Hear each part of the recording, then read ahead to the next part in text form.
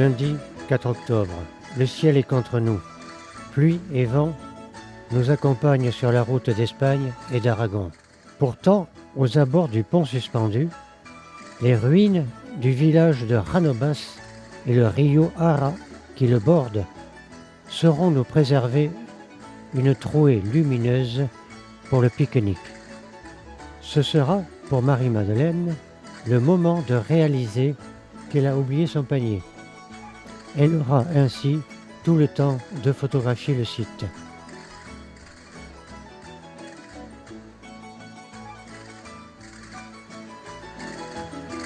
Adios, Janovas. Bon dia, Rebilla, la vallée des Esqueni, comme nous l'avons vu et comme nous aurions dû la voir du belvédère.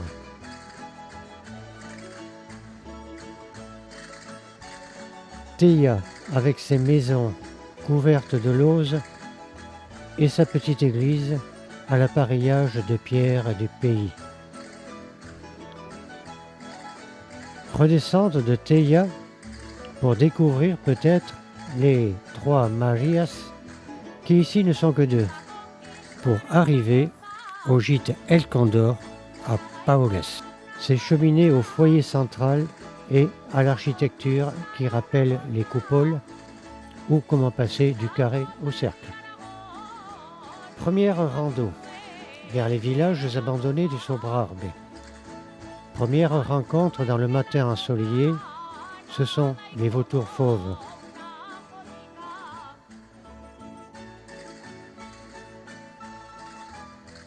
Peu avant la découverte du village Las Bellostas et de son église, entourée du cimetière, aux tombes hors sol, car ici, la roche ne permet pas d'autres moyens d'inhumation. Mais voilà que le parc national du Mont Perdu se propose à notre admiration avec ses sommets légèrement enneigés après les précipitations d'hier. Mais où sont? Mais qui sont les 3 Marias? Pendant tout le séjour, nous ne serons pas tranchés. Non, Fernand ne s'est pas trompé. Il nous avait promis Las Bellostas et on a eu Las Bellostas protégé des vents du nord par le massif du Mont Perdu. Mais commençons notre rando avec enthousiasme car elle nous était promise avec un faible dénivelé. Pourtant, déjà ici, dans une large vallée, ça descend et ça monte. Certains dévalent la pente pour s'arrêter sur le pont du cours d'eau. C'est donc le Balsès supérieur qui coule ici. Pas très conséquent le rio, mais les arbres le rendent sympathique en se reflétant dans ses eaux étales. Un village abandonné. Irons-nous vers lui? Non. C'est San Hipólito qui apparaît dans le lointain. Approchons. La montée semble dure. Toujours les mêmes en tête.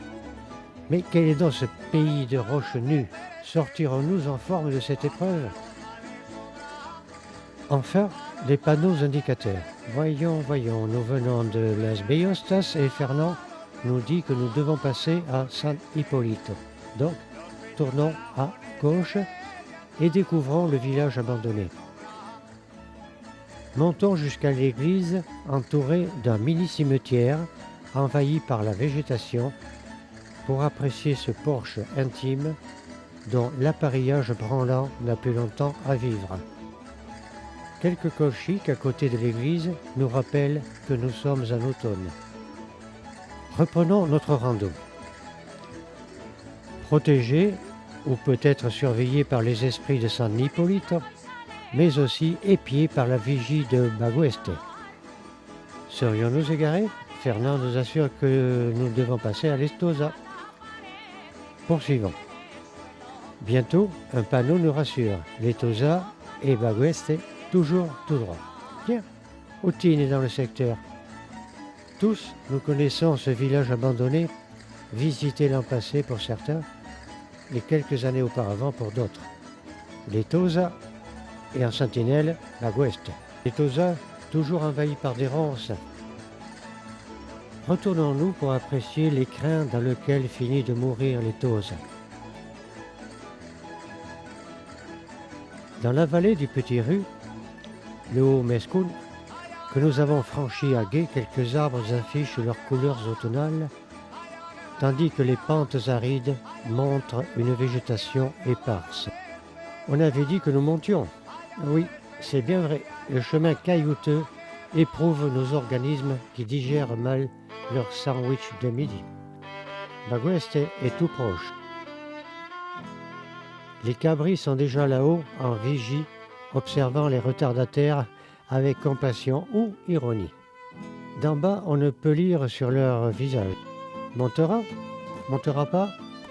Nous serons quelques-uns à préférer l'ombre d'un églantier en attendant le retour des téméraires. Mais où sommes-nous? Fernand nous remettra sur le droit chemin, au sens propre.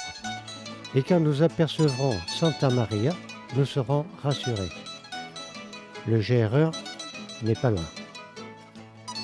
Mais qui nous a dit qu'il n'y avait pas de grand dénivelé? Heureusement, nous descendons.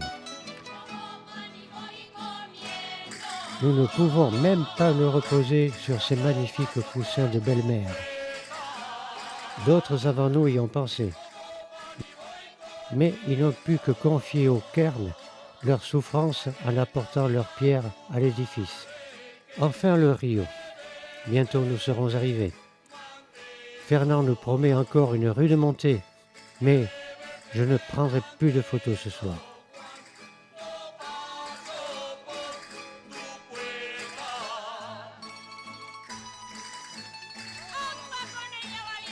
Avant de quitter le gîte pour notre deuxième randonnée, nous sommes surpris de voir sur un toit tout proche des vautours fauves qui attendent face au soleil matinal des vents favorables pour s'envoler.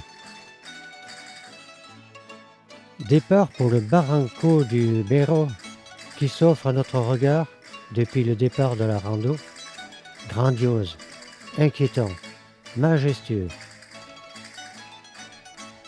Mais zoomons sur ces drôles de cavernes, de niches creusées par l'eau il y a bien longtemps dans la falaise. Seraient-elles habitées? Approchons encore. Des taches blanches en contrebas de certaines cavités nous indiquent que des vautours habitent ici. Continuons d'explorer la falaise, tout près de l'arête à gauche de la photo, en aval du barranco. Une exploration plus poussée nous montre de drôles de lignes rouges. Continuons de pousser notre zoom pour réaliser que ce sont des échelles et un grillage rouge qui ont été posés ici. Pourquoi? Y aurait-il des abris préhistoriques aussi escarpés? Après une demi-heure de rando, Marie-Madeleine, n'ayant pas récupéré depuis hier, décide de ne pas poursuivre et d'aller voir l'abri préhistorique avec Maïté et Georgette. Ce sera l'occasion de flâner à bonne distance du barranco, de découvrir le village de Lesina dans un environnement grandiose. Retour au-dessus du barranco pour remarquer des roches verticales, fines comme des lames, des parois de gruyère, action conjuguée de l'eau, de la pluie, du vent et du gel.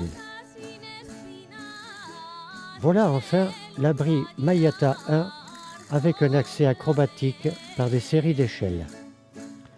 L'art préhistorique de l'endroit est bien fruste. Il serait de type schématique.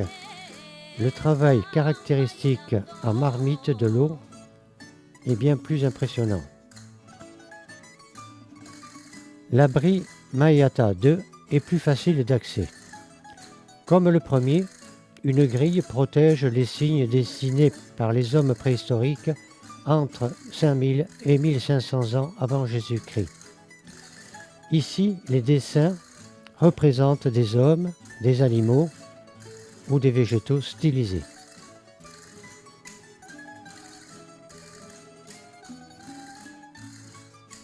Le barranco est là, en contrebas. Maintenant, devant nous, une HLM pour vautours. Enfin, le fond du canyon est visible dans une courbe. L'eau du Berro brille dans la lumière. Les voix de nos randonneurs nous parviennent. Dans cette futaie, où sont-ils? Un zoom sur le secteur nous les fait découvrir. Les trois filles rejoignent Joseph et commencent en voiture leur descente vers Alquezar. Le paysage au col San Caprazio est sublime. Le petit village d'Asque, à l'écart de la route, et ses vergers d'oliviers et d'amandiers. Colongo, où nous décidons de déjeuner, mais sans nous laisser tenter par cette publicité en céramique et en admirant une très belle cheminée caractéristique de la région. Nous attendrons le groupe ici, à Colongo, avant de descendre vers Alquezar, où nous nous arrêterons voir le pont médiéval recommandé hier par Georgette. Fernand, Jean et Gérard comptent les pierres du pavement du pont, tandis que Marie-Claire, en compagnie d'André, se demande si elle va plonger. Plus sérieusement, attardons-nous sur le panorama d'Alquezar, sur la collégiale dont on devine la porte d'entrée, en bas du mur d'enceinte, de Saint-Michel, aux allures d'église orthodoxe, avec ses toits multiples et ses clochetons. Remarquons aussi l'albâtre des ouvertures qui donne la lumière à l'intérieur de l'édifice. Courte promenade dans le village, aux maisons armoriées, et retour au gîte.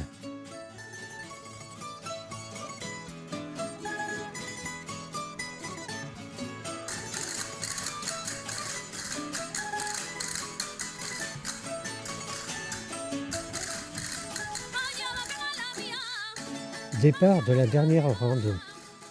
Nous devons descendre quelque part dans Rio Berro.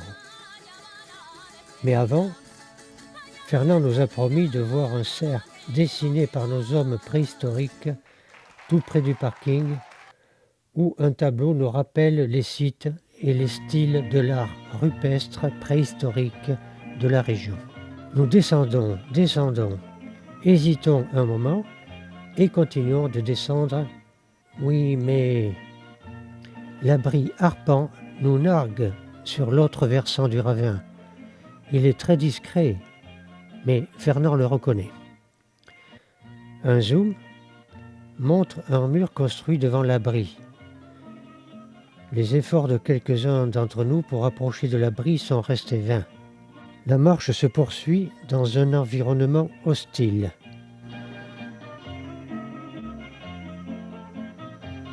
On descend toujours.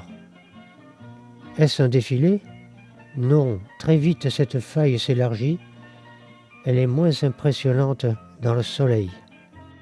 Enfin le Rio Berro. Vers l'aval. Vers l'amont. On entrevoit le pont et les hauts escarpements qui bordent le Rio. Au pied du pont, Fernand supervise les préparatifs pour marcher dans le Rio. Nous n'allons pas assez vite. Jean tente d'augmenter la cadence, mais il n'est pas entendu et le groupe suit tranquillement son rythme. Ma foi, il n'y a pas trop d'eau et sa température est très supportable. L'arrière-garde commente la situation et avance avec précaution. Jusque la photo ultime que Marie-Madeleine prendra avant de prendre la tasse. Nous étions presque arrivés à la grande caverne. On reconnaît à droite les arbustes qui permettront la fabrication d'une attelle pour son poignet dolent. Il est 13h16, ce 7 octobre 2010, et c'est la fin de la randonnée de Marie-Madeleine qui n'a pas eu la chance de la poursuivre jusqu'au bout.